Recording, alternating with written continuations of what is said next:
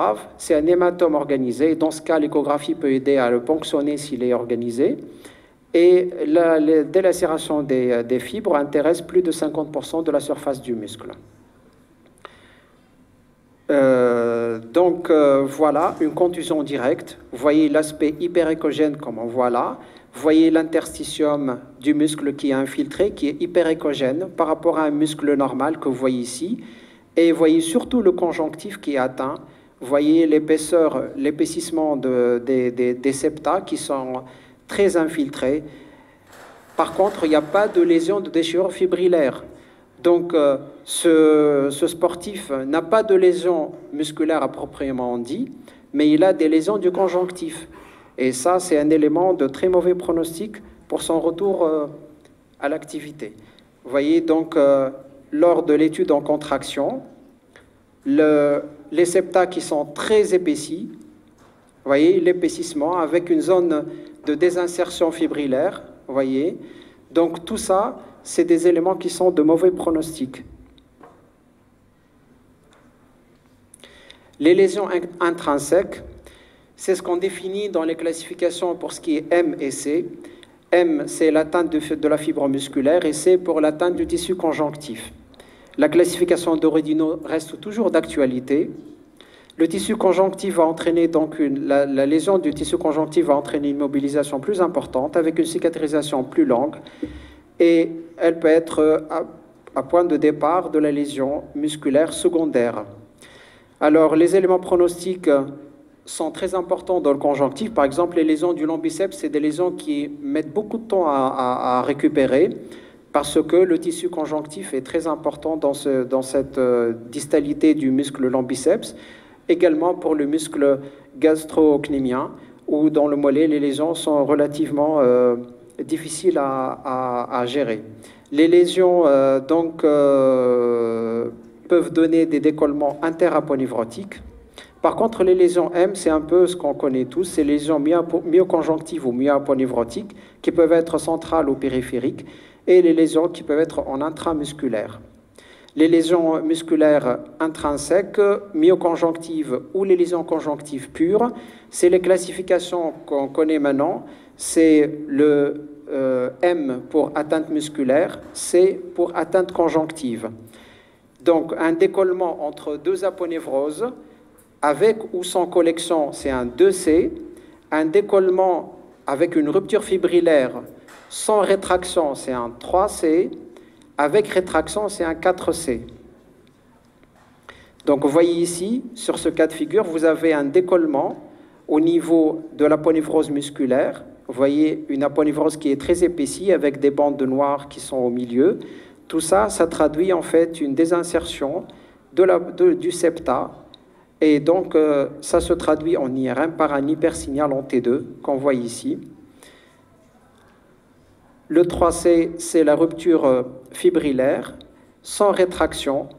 C'est ce qu'on voit ici, en fait, la rupture fibrillaire avec la perte de substance musculaire ici, qu'on voit là ici. Et à partir de là, on a en fait une classification qui va reproduire les M et C au niveau de l'étude échographique.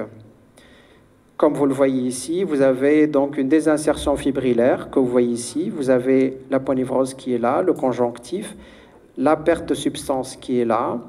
Vous avez une cicatrice qui est anarchique. Vous voyez le blanc ici. Tout ça, c'est de la cicatrisation anarchique. Vous avez l'aspect hyperéchogène du muscle à ce niveau-là.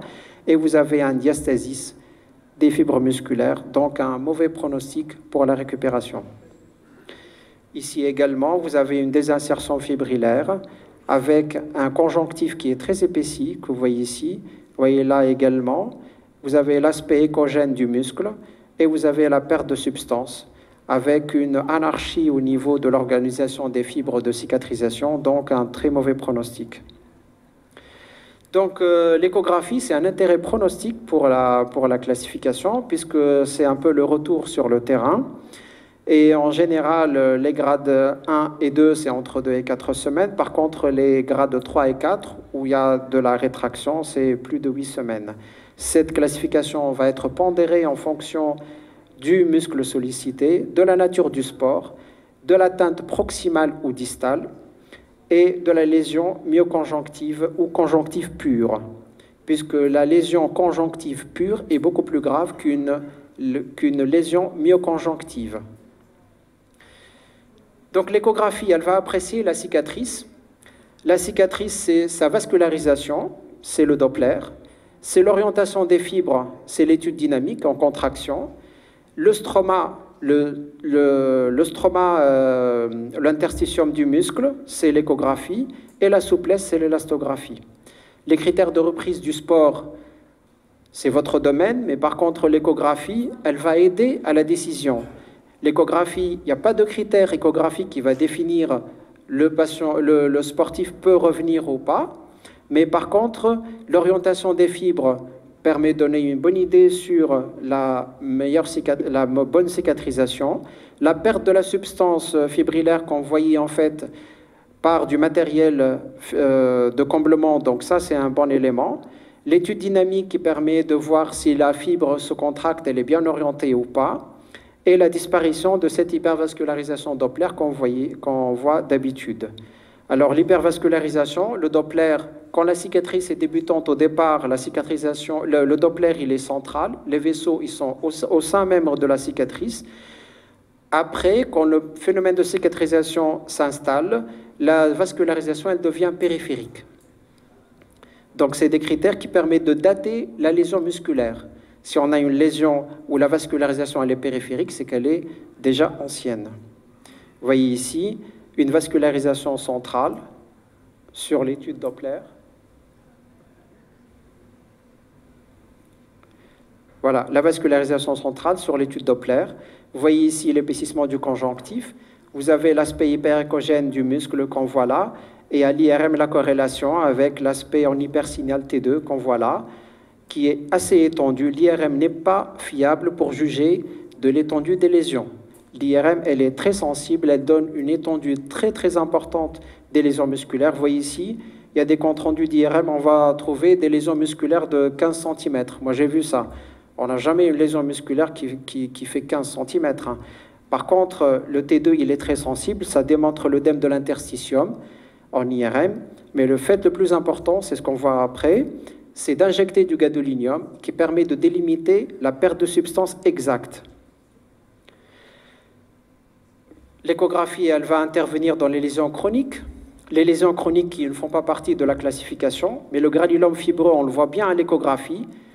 C'est un peu ce qu'on voit quand un sportif vient nous voir en échographie, on lui dit « Ah ben, vous avez des lésions anciennes, vous avez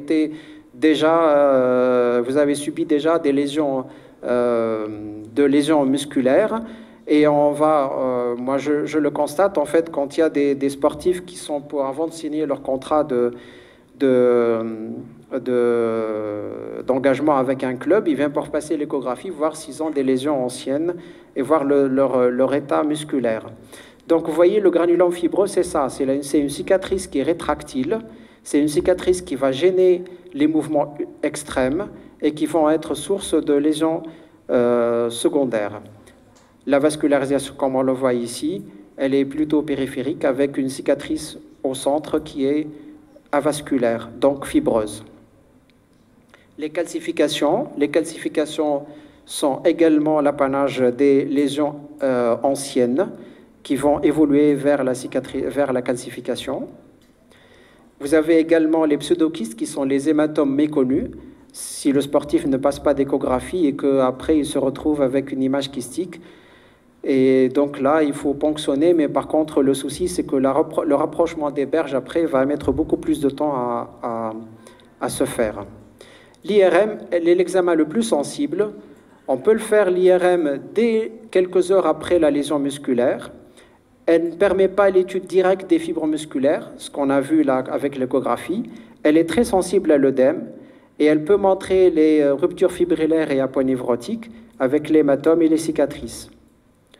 Le protocole d'IRM doit comporter une étude en T1, une étude en T2, mais ce qui est très important, c'est l'injection de gadolinium. Vous voyez ici l'aponévrose qu'on voit bien en IRM, ici, là. Par rapport à l'échographie, on n'a pas l'étude des fibres musculaires qu'on voit à l'échographie. À l'IRM, c'est uniquement les aponévroses. Quand on injecte du gadolinium, vous voyez ici là un hypersignal en T2, vous le voyez ici. Ici, vous n'avez pas de prise de contraste.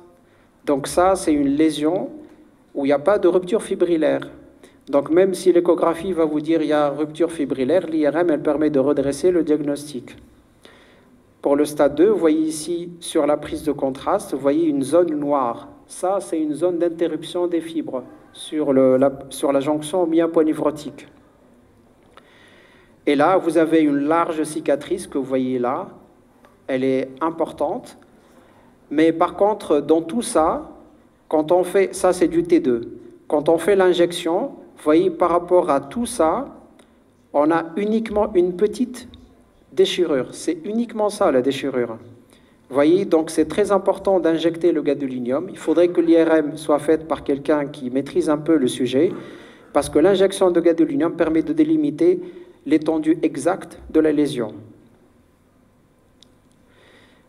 L'imagerie, elle intervient dans les thérapeutiques pour ponctionner les hématomes et puis pour injecter éventuellement du PRP. Vous voyez les collections qu'on peut traiter avec l'échographie. Le PRP, bon, j'en fais pas mal. Et puis donc pour conclure, pour vous dire que l'imagerie, elle intervient précocement dans le diagnostic. Elle intervient secondairement pour apprécier le pronostic. Elle intervient dans la cicatrisation. Elle peut aider à la décision de reprise du sport. Et elle peut prédire les rechutes selon les lésions qu'on va constater. Et puis elle peut aider éventuellement à des gestes thérapeutiques. Merci. Merci, docteur Selim Missa, pour cette excellente présentation, riche, précise et claire. Merci. Est-ce qu'il y a des questions? Oui. Je suis vraiment content de rester pour vous entendre, mon ami. J'en ai appris de votre communication. Et je suis resté pour vous entendre. Pour voir s'il y a de nouveautés. Et je suis vraiment content que j'étais présent 3 fois.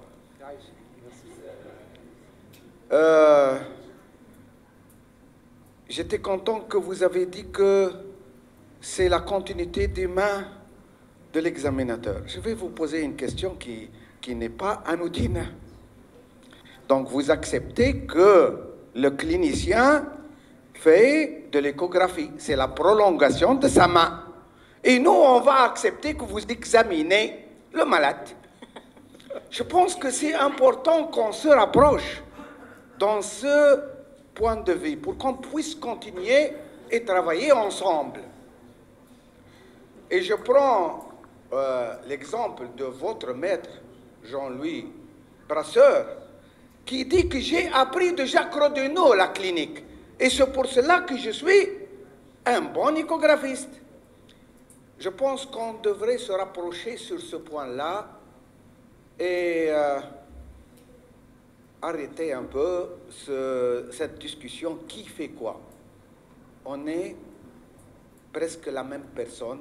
Celui qui domine la chose devrait la faire. Et donc, avant de faire une échographie, il faut apprendre. On est radiologue ou on est médecin, on peut apprendre. Ben, je voudrais votre avis sur ça.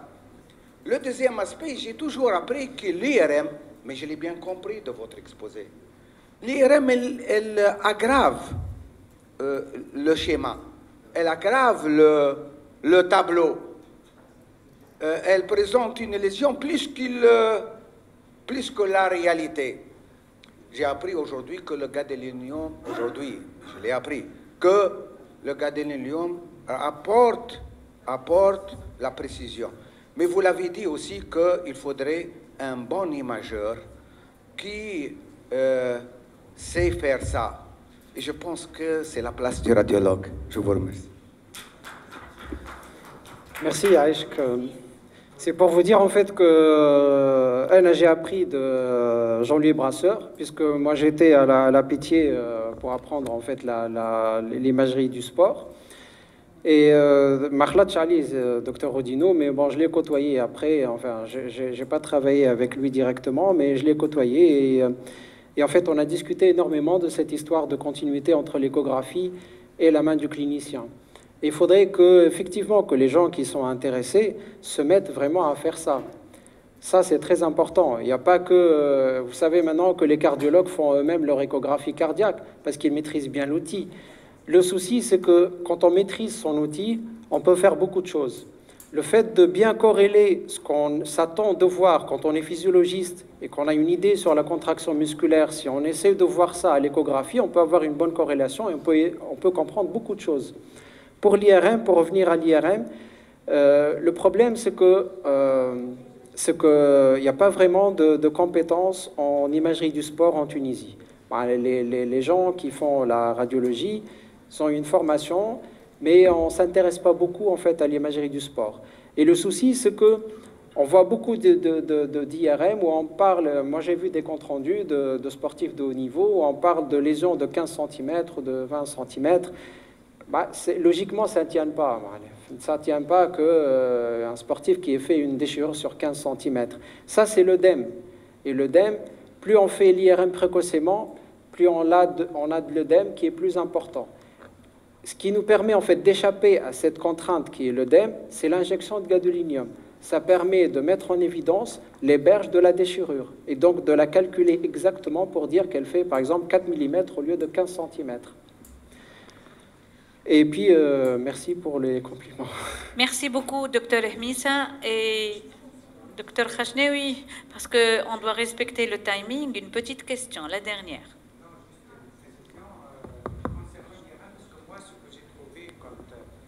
Travail présenté, le consensus de Munich, en fait, il insiste sur la pratique de l'IRM. Et pour dire que parfois on va jusqu'à des marques sur la peau. Moi, j'ai vu des radiologues qui mettent un petit bout d'un doigtier de gant plein d'eau et qu'on colle sur l'endroit où on a vu l'image à l'échographie pour préciser le niveau de coupe. Parce que si on va partir avec l'IRM sur l'œdème, on ne sait pas à quoi on a affaire. Donc, il faut préciser la zone de la lésion, la vraie lésion, et non pas cette zone de pénombre qui est un œdème qui envahit, mais sans de gravité. Effectivement, sur la classification de Munich, parce qu'en fait, il y a beaucoup d'IRM qui ont été faites, mais l'injection n'a pas été faite systématiquement. Et comme c'est des études anciennes, donc en fait, l'injection de gadolinium, c'est tout récent. C'est pas une culture, quoi. Et donc, du coup, la classification de Munich, elle date d'un certain temps, et ils n'ont pas inclus justement le côté d'injection dedans. Mais c'est important, c'est très important d'injecter le gadolinium. Si vous avez des correspondants radiologues à qui vous demandez une IRM, demandez à ce qu'on injecte le gadolinium. C'est très important. Merci, Dr Missa, pour toutes ces précisions très riches et très précises. Et sans plus tarder, on va appeler Dr